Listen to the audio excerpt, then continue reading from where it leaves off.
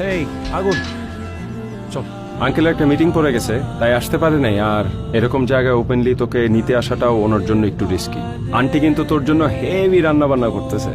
আমার মা রান্নাঘরে ঢুকছে কোনোদিন? আমাদের অ্যালবাম কিন্তু সুপার ডুপার হিট। আমাকে উড়িয়ে দাও কিন্তু একদম মুভিটা গেছে। পোলা পাইনের মুখে মুখে গান, মানে তুই হিট মামা। গাড়ি ঘুরে গাড়ি ঘুরবো মানে? মীরার বাসায় চল। আসসালামু আলাইকুম আঙ্কেল। আসসালামু আলাইকুম। সরি, খাওয়ার সময় তো না না সালাম দিতে- ঠিক আছে, তুমি ডিনার করেছো? না, মীরা কোথায়? আসো তাহলে ডিনার করো আমাদের সাথে। তোমার আন্টির গরুর মাংস আর আলুর ভর্তা ট্রাই করে দেখো, এই টেস্ট ভুলতে পারবে না কখনো। মীরার কাছে আন্টি রান্নার কথা অনেক শুনছি। কই ও? ওর খাওয়া কি শেষ? মীরাকে রেখেই খাচ্ছি। ও দেখলে কিন্তু খুব রাগ করবে। মীরা আর এখন এখানে থাকে না, ওর বিয়ে হয়ে গেছে। কি বলছেন আঙ্কেল? মীরার বিয়ে হয়ে গেছে? একে আমরা অনেক হিসাব করে মানুষ করেছি বাবা, কিন্তু তুমি আসার পর থেকে মীরা অনেকটাই বেহিসাবি হয়ে যাচ্ছে।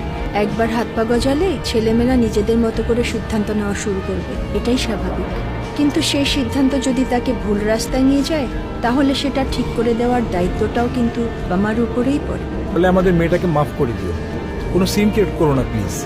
আর একটা মেয়ে আছে আমাদের, অন্তত মীরার জন্য হলেও আমাদেরকে তুমি রেহাই দাও। মীরা যে ভুল করেছিল সেটাও মেনে নিয়েছে। না আঙ্কেল, মীরা কোনো ভুল করে নাই, সব দোষ আমার।